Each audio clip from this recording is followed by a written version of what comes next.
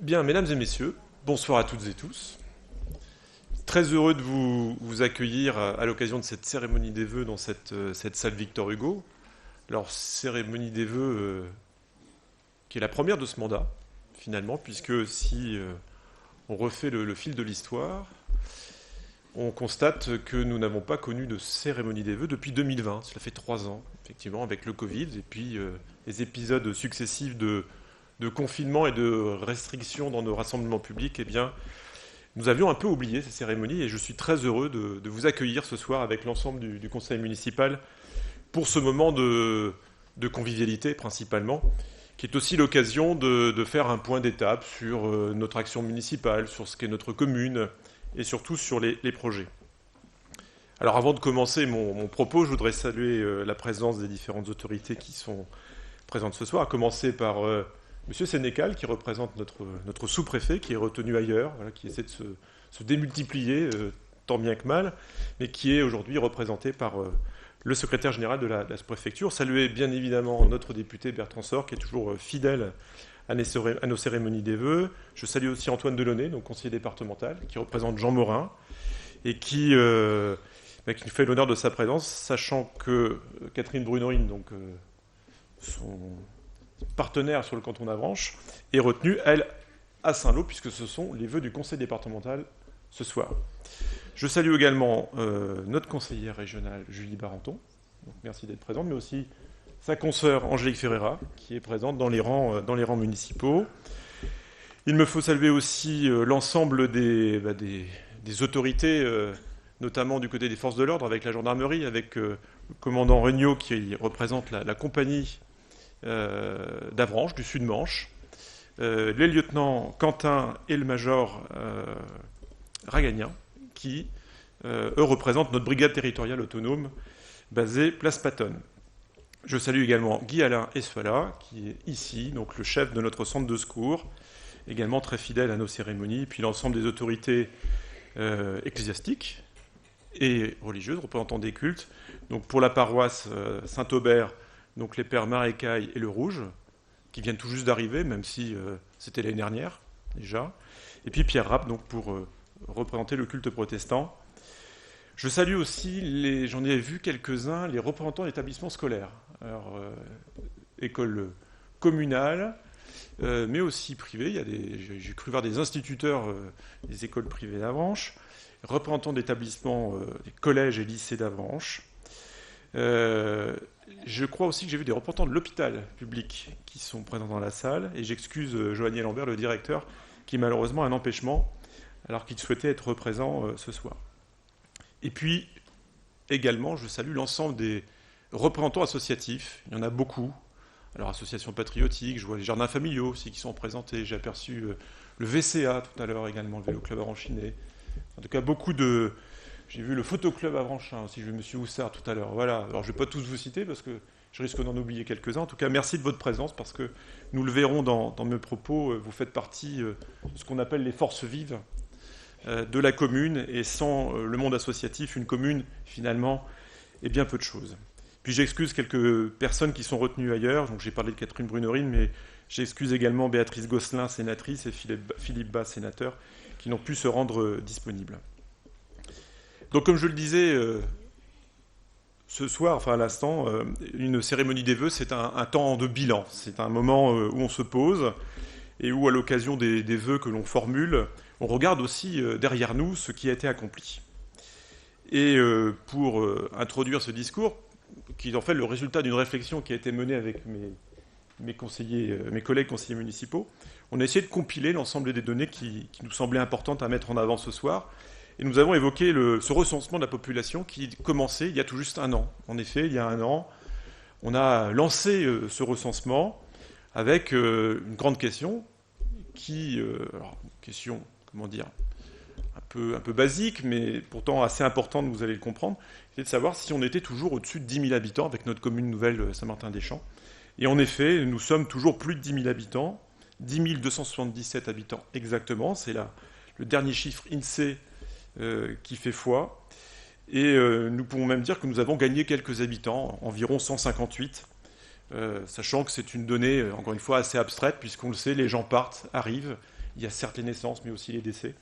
Quoi qu'il en soit, nous faisons partie de ces villes du départ de la Manche qui gagnent quelques habitants, alors que partout ailleurs, malheureusement, la population a tendance à baisser ou tout simplement à stagner. Voilà, et je sais qu'il y a de futurs nouveaux Avranchinais dans la salle, et je leur souhaite d'ores et déjà la bienvenue.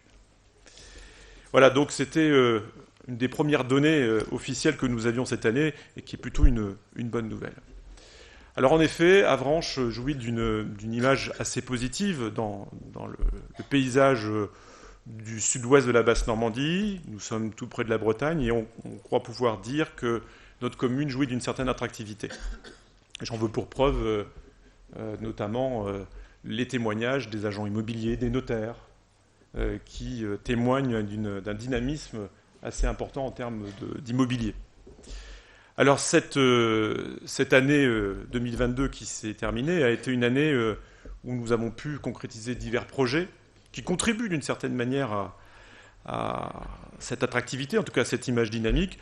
Projets urbains, projets de rénovation d'équipements publics, et puis aussi des petits projets qui font parler d'eux parce qu'ils sont dans l'air du temps, et je pense notamment à ce projet qui a été conduit pendant plusieurs années, qui avait démarré dans l'ancien mandat autour de notre restauration collective. Alors restauration collective pour les écoles communales, bien évidemment, mais qui alimente aussi le foyer logement de la Cité d'Automne, que vous connaissez, mais aussi le foyer des jeunes travailleurs, le foyer de l'Abbé, qui est situé à quelques pas d'ici.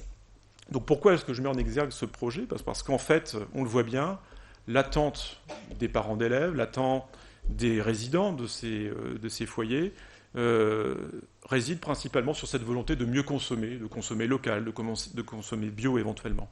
Et c'est un projet qui a été porté par plusieurs collègues, dont Annie Parent, et puis aussi les services techniques de la ville, pour justement un résultat qui aujourd'hui fait ses preuves. Et j'ose le mettre en avant parce que le buffet qui vous sera proposé à la fin de mon propos sera entièrement réalisé par notre chef cuisinier, Sébastien Grenouillet, et son équipe.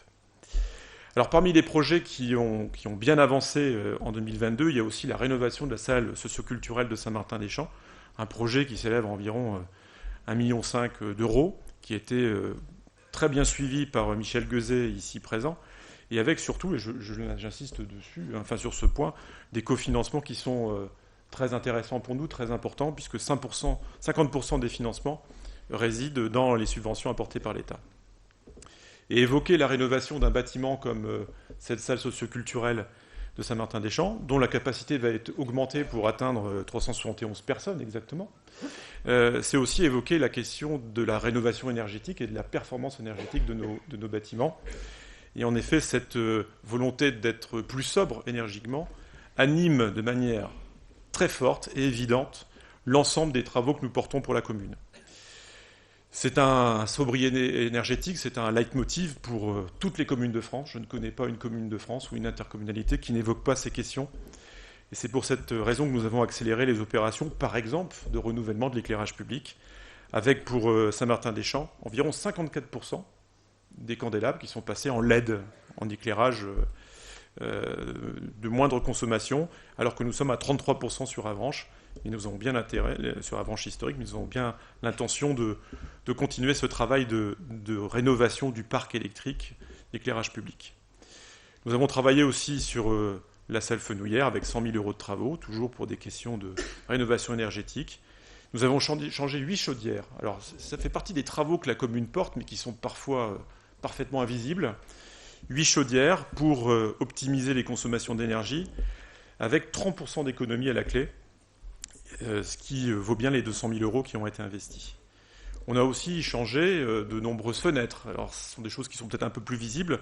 Je citerai à titre d'exemple les fenêtres de la mairie, de l'hôtel de ville, bâtiment qui a bientôt 200 ans et dont les fenêtres en bois étaient devenues un peu, poreuses, laisser passer les courants d'air. Donc on a mis 80 000 euros de budget d'investissement pour faire ces travaux.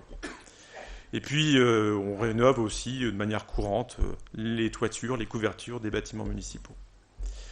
Donc voilà, tout ça pour vous dire qu'aujourd'hui, gérer une commune, c'est certes porter des projets pour le bien-être des habitants, mais c'est aussi rechercher cette sobriété, parce que de cette sobriété découlent nos politiques budgétaires, dont je parlerai un peu plus loin.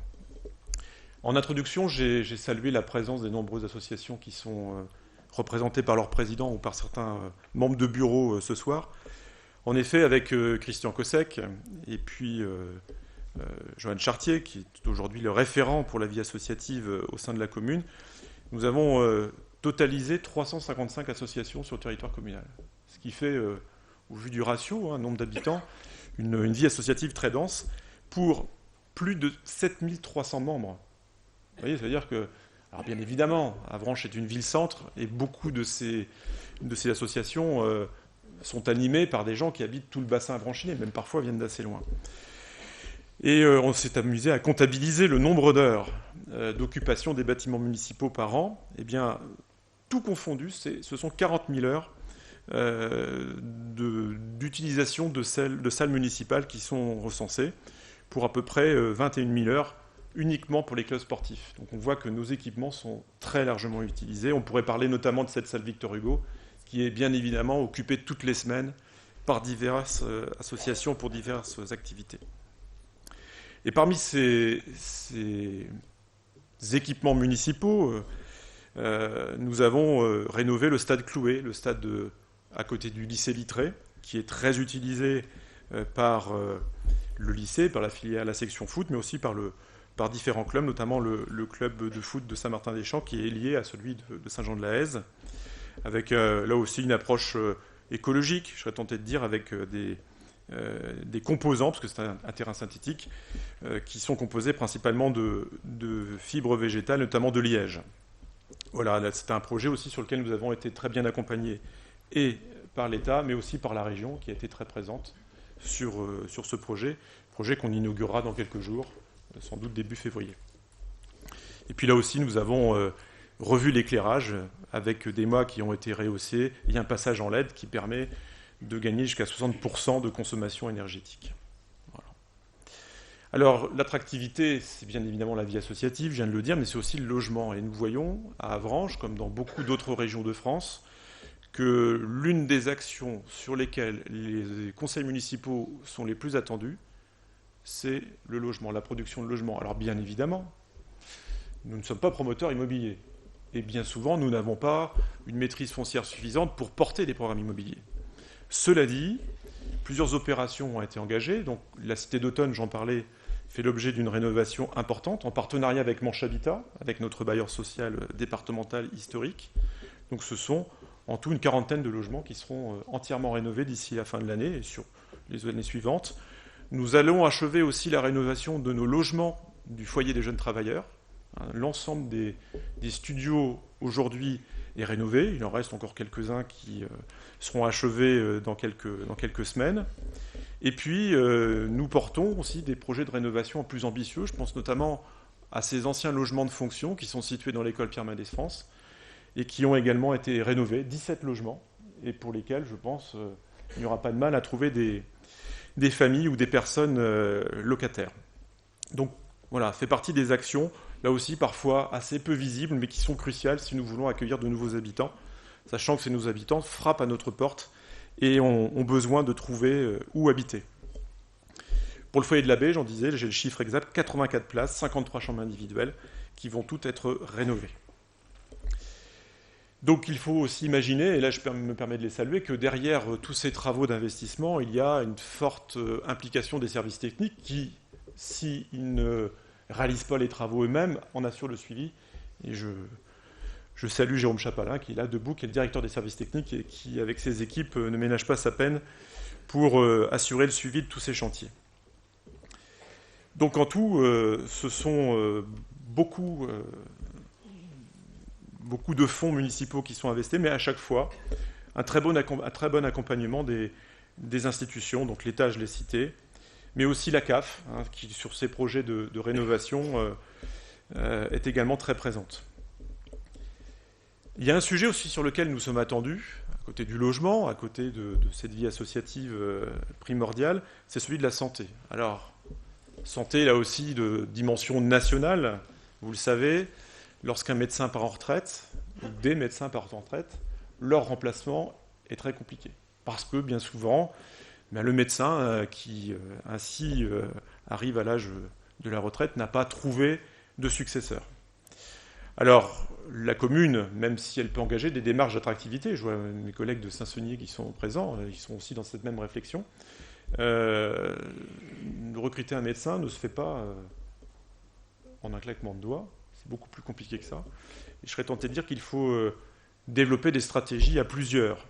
C'est ce que nous faisons avec la communauté d'agglomération, et c'est ce que nous allons faire à Avranches avec ce projet de pôle de santé, qui se tiendra tout près d'ici, dans l'ancienne annexe du collège Chalmel-Lacour, rue Jacques-Simon, bâtiment que vous connaissez bien, où se trouvent aujourd'hui Emmaüs, le Greta et d'autres instances. Donc le projet avance bien, nous travaillons avec un opérateur privé, et l'idée c'est d'avoir un pôle de santé à la fois avec des médecins libéraux, mais aussi des praticiens, tout type de spécialité, mais aussi un projet qui sera partagé avec l'hôpital, et qui fera sans doute la part belle aussi aux usagers, puisqu'on s'aperçoit que ces associations d'usagers avec lesquelles nous travaillons régulièrement parfois manquent de visibilité. Or, elles ont un rôle important à jouer, notamment en termes de prévention en santé. Et ce lieu aura aussi vocation, au-delà d'être un simple cabinet médical, d'avoir une possibilité d'offrir une lisibilité à ces associations. Donc la santé fera aussi partie des projets importants que nous aurons apportés d'ici la fin du mandat.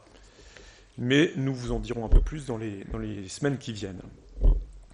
La santé, ça passe aussi bien évidemment par nos hôpitaux publics et privés qui sont sur la commune, avec des difficultés d'ordre national, mais qui sont, je serais tenté de le dire ce soir, palliées par un très bon dynamisme des soignants et de leur direction qui font tout pour tenir la barre, tenir le cap, en maintenant une offre de soins qui reste plus que satisfaisante.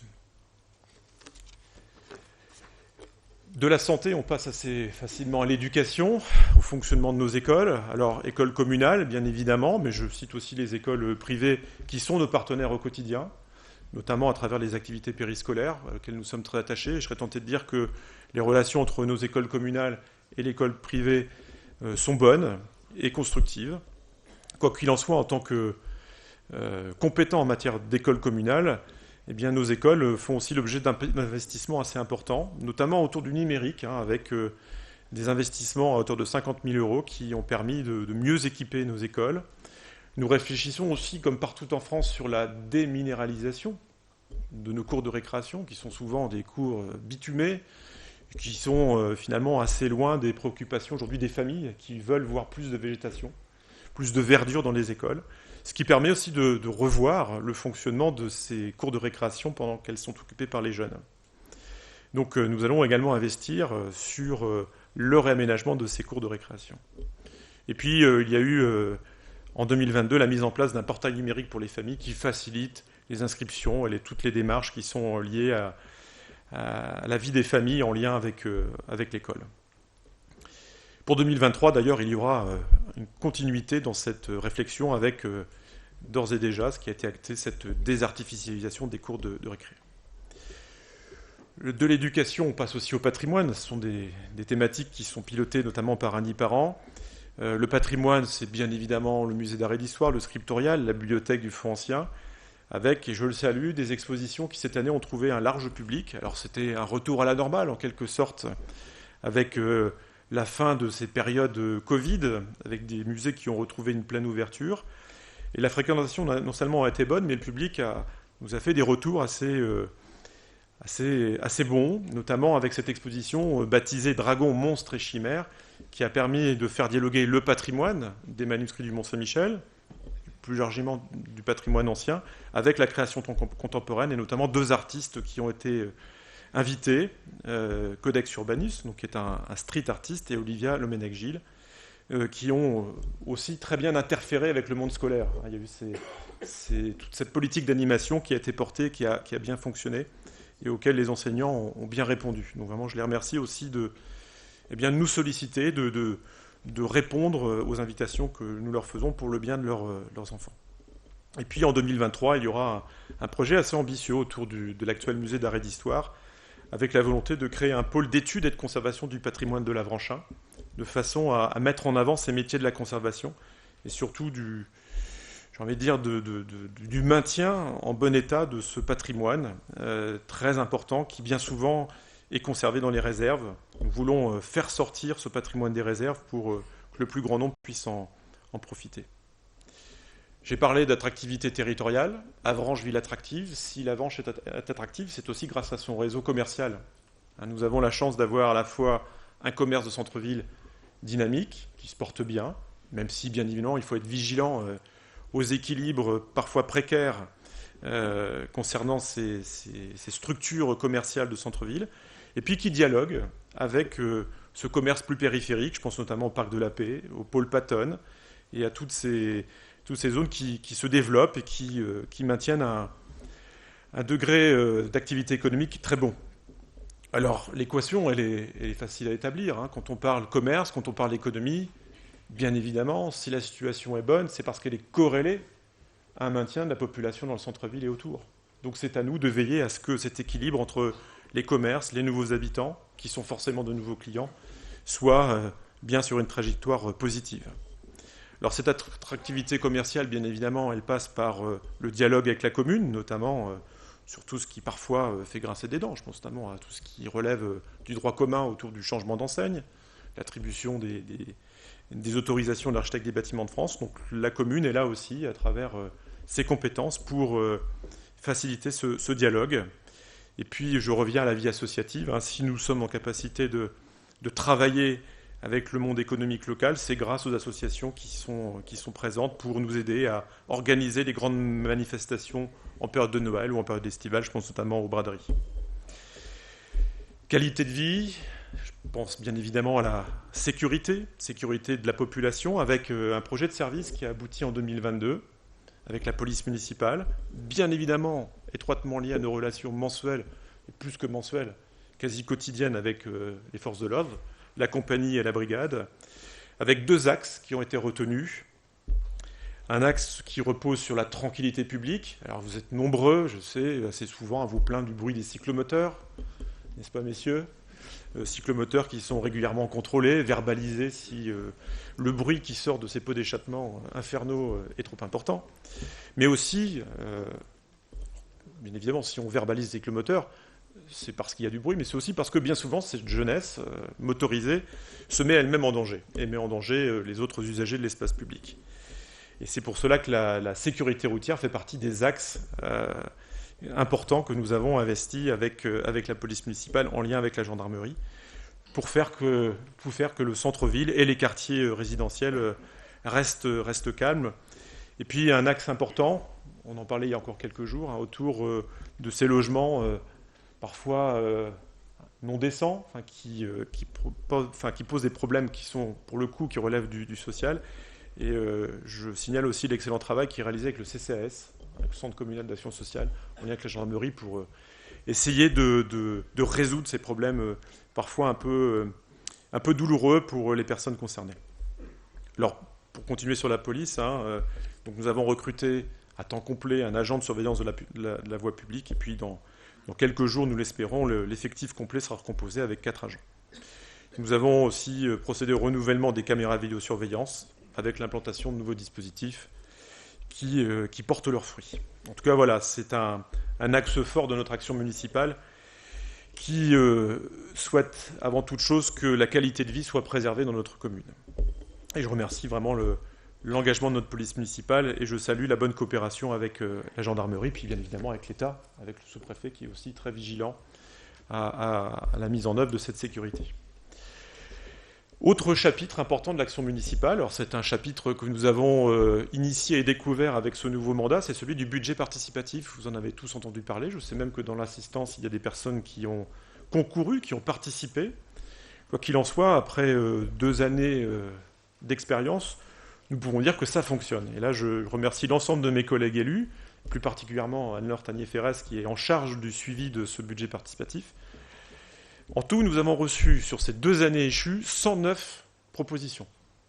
Alors, le budget participatif, bien évidemment, passe par un vote des habitants et une labellisation, en tout cas un choix démocratique qui se fait autour des projets. Donc 109 idées reçues, 29 de ces idées ont été soumises au vote des Avranchinais, et en tout, ce sont 11 projets qui sont réalisés ou en cours, Alors ce matin, on était en réunion de direction et on regardait le projet de skatepark qui va voir le jour dans quelques semaines, quelques mois, mais qui a été retenu tout près du lycée Littré. Donc ce sont en tout 400 000 euros qui ont été investis par la ville dans le cadre de ces budgets participatifs. Et on a même rallongé de 200 000 euros le projet. Alors on dit plus skatepark, j'ai découvert ça, on dit espace de glisse. Voilà, j'ai découvert le mot. Donc on ne dit plus skatepark, je rappelle, mais espace de glisse. Donc je rappelle que concernant le budget participatif, la 3e édition va démarrer officiellement le 23 janvier, puisque ce sera au cours de cette période du 23 janvier au 26 février que vous pourrez concourir. Alors toutes les informations sont en ligne sur le site internet de la ville pour comprendre comment ça fonctionne. Donc n'hésitez pas à vous renseigner pour faire valoir vos projets, sachant que vous pouvez être particulier, vous pouvez être association. Vous êtes fortement invité à proposer vos projets dans ce laps de temps, donc je le rappelle, 23 janvier, 26 février, pour concourir au budget participatif.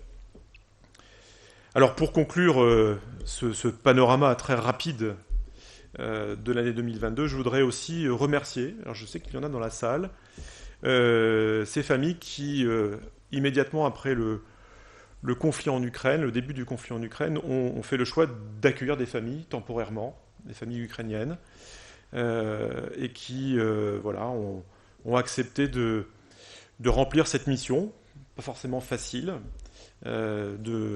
consistant à loger des personnes qui avaient perdu leur domicile et qui avaient fait le choix de s'expatrier. Alors c'est environ une quarantaine de personnes qui ont été accueillies sur Avranches avec un suivi assuré par le CCAS, qui aujourd'hui sont intégrées. Voilà, ce sont des familles qui travaillent, qui sont aujourd'hui autonomes. Alors parfois on a entendu dire ici et là que ces gens en gros prennent la place des bons Français. Mais concernant les Ukrainiens, et c'est valable aussi pour beaucoup d'autres réfugiés qui obtiennent un titre de séjour, ce sont des gens qui gagnent rapidement d'autonomie, qui achètent leur véhicule et qui deviennent des acteurs locaux tout à fait ordinaires. Et c'est toujours un plaisir, je me tourne vers M. Sénécal, de pouvoir, lorsque, après un long parcours, ces personnes font le choix de devenir français et obtiennent la nationalité française, eh bien, finalement, intègrent définitivement notre communauté locale. Alors pour 2023, beaucoup de projets sont déjà lancés, vont être concrétisés. J'ai envie de parler de mobilité. C'est vrai qu'on est très attendu sur le schéma directeur cyclable au niveau du bassin de vie avranchiné. Donc c'est une collaboration qui n'est pas uniquement à l'échelle de notre commune ou de la commune nouvelle, mais bien évidemment qui se fait à l'échelle de Saint-Saunier. Donc je remercie les gens de Saint-Saunier d'être très actifs sur le sujet. Saint-Loup, bien évidemment, le maire de Saint-Loup est présent parmi nous. Le Val-Saint-Père et Marseille-les-Grèves. Donc là, on est encore en phase d'étude. Alors je sais que du côté des associations, on trépigne un petit peu, on a envie de voir du concret. Et là, Germain de Lalande, qui est là ce soir et qui suit ça de très près avec Camille Péché, pourront rapidement nous emmener vers des réalisations concrètes. C'est vrai qu'on est très attendu sur ce sujet. Donc 2023, j'en ai parlé un petit peu, avec cette exigence, cette obligation de sobriété énergétique, va nous amener, nous avons déjà commencé à engager cette réflexion, à penser différemment l'action publique. L'idée étant de continuer à investir, puisque investir, c'est aussi garantir l'avenir de la commune.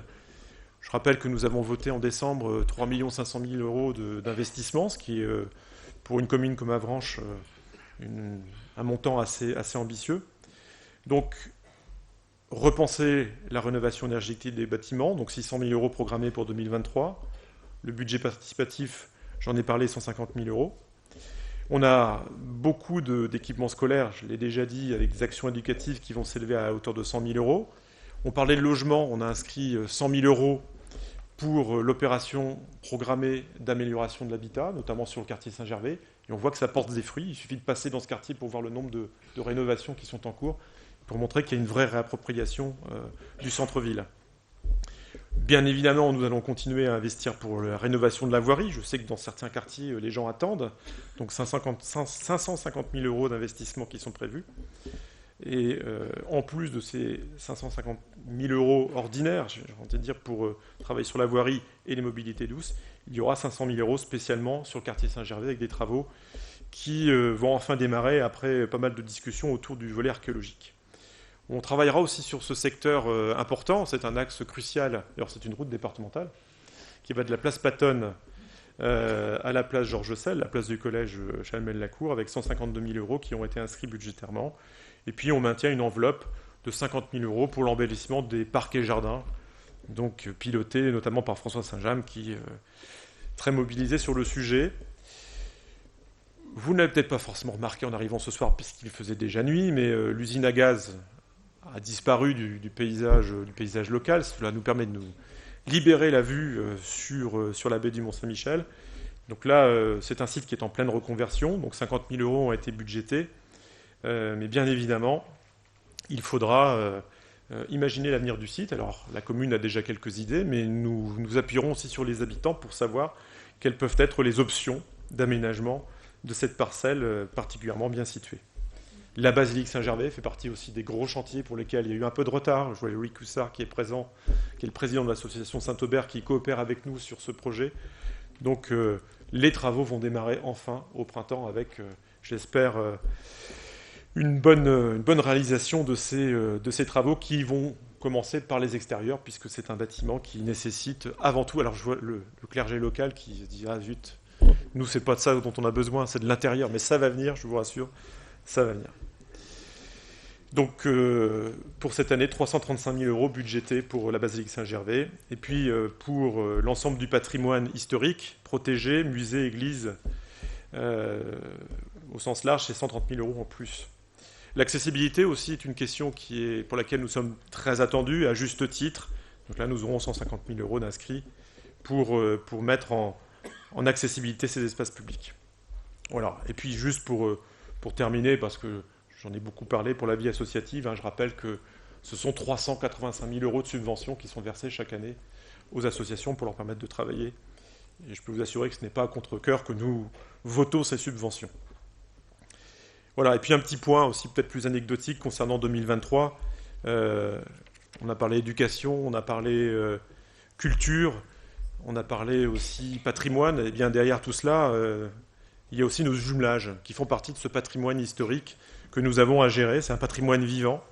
Et je rappelle qu'en 2023, ce sera le 60e anniversaire du jumelage avec la ville de Corbare. Alors Ursula était là, elle a disparu, elle est là au premier rang. Voilà. Donc pour l'association, pour l'ACA, à Branche Corbare Amitié.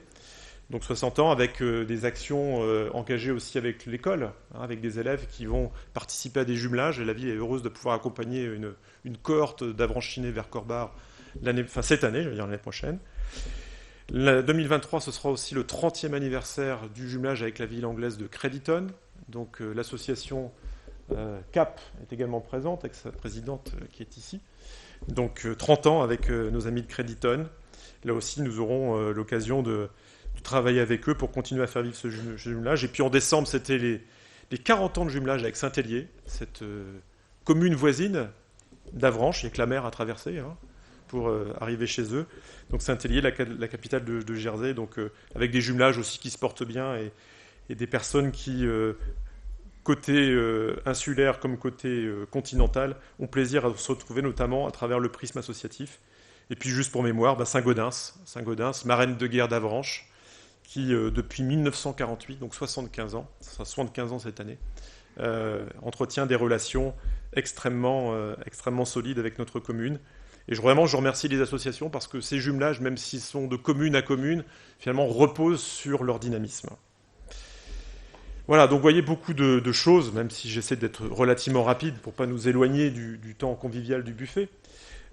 Beaucoup de choses qui sont certes portées par le conseil municipal, mais pas uniquement. J'insiste énormément pour dire que l'action publique locale, si elle est fructueuse, si elle se concrétise, c'est certes parce qu'il y a la volonté d'un conseil municipal, mais aussi c'est parce qu'il y a des agents territoriaux. Voilà. Et ce soir, je voudrais leur dire merci, tout simplement, au nom de l'ensemble du conseil, parce que sans leur action quotidienne, que ce soit dans les écoles, dans l'espace public, dans l'entretien des locaux, dans les musées, on en a parlé, dans les écoles, s'ils n'étaient pas là au quotidien pour faire vivre notre commune ne serait pas ce qu'elle est. Elle ne serait pas aussi attractive qu'elle peut l'être aujourd'hui. Donc vraiment, merci à tous. Alors, j'ai une pensée pour Ludovic Lemay, notre directeur général des services, qui malheureusement est à l'arrêt depuis le mois de novembre. J'ai une pensée pour lui parce que dans toute cérémonie des vœux à Avranches, en tout cas, c'est le DGS qui prend la parole en introduction. Et là, malheureusement, il n'est pas là cette année. Je le regrette vivement, comme l'ensemble de ses collègues qui sont là ce soir. Donc vraiment, je tiens à lui affirmer tout mon soutien et mon prompt rétablissement. En tout cas, merci à vous tous. Donc, ils sont debout, là, en partie, à nous écouter, enfin à m'écouter. Vraiment, merci pour votre engagement. Et d'ailleurs, demain soir, ce sera la cérémonie des vœux aux agents. Et j'aurai l'occasion de redire aussi dans le détail à quel point votre action est importante pour notre commune. Alors, pour ne pas être trop long, je pense l'avoir déjà été suffisamment, je voudrais citer le président de l'association des maires de France, David Lisnard, maire de Cannes. Mais en fin de compte, en le citant, je me suis aperçu que lui-même citait un autre grand homme, c'est Alexis de Tocqueville. Et en effet, en 2021, après son élection à la tête de l'association des maires de France, David Lisnard avait cité Alexis de Tocqueville, mon choix bien célèbre, un des grands penseurs de notre démocratie contemporaine, qui disait que c'est dans la commune que réside la force des peuples libres. Les institutions communales sont à la liberté ce que les écoles primaires sont à la science. J'aime beaucoup cette formule. Et il rajoute que nos communes, justement comme les écoles communales à la science, pour la liberté, eh bien, permettent un contact direct au peuple. Donc la phrase complète, je la redonne, c'est dans la commune que réside la force des peuples libres. Les institutions communales sont à la liberté, ce que les écoles primaires sont à la science. Elles la mettent à la portée du peuple. Voilà, donc je vous laisse méditer cette phrase. En tout cas pour moi et pour nous tous, c'est une phrase qui fait sens. Voilà, donc pour conclure, je voudrais souhaiter à toutes et tous une très belle année 2023 à Avranches, à notre commune et à tous ses habitants, avec tous nos vœux de santé, de sérénité, parce que je pense que nous en avons tous bien besoin, et de réussite dans vos projets, pour que notre commune, Avranches, demeure un cadre de vie de grande qualité. Merci de votre attention et très bonne soirée.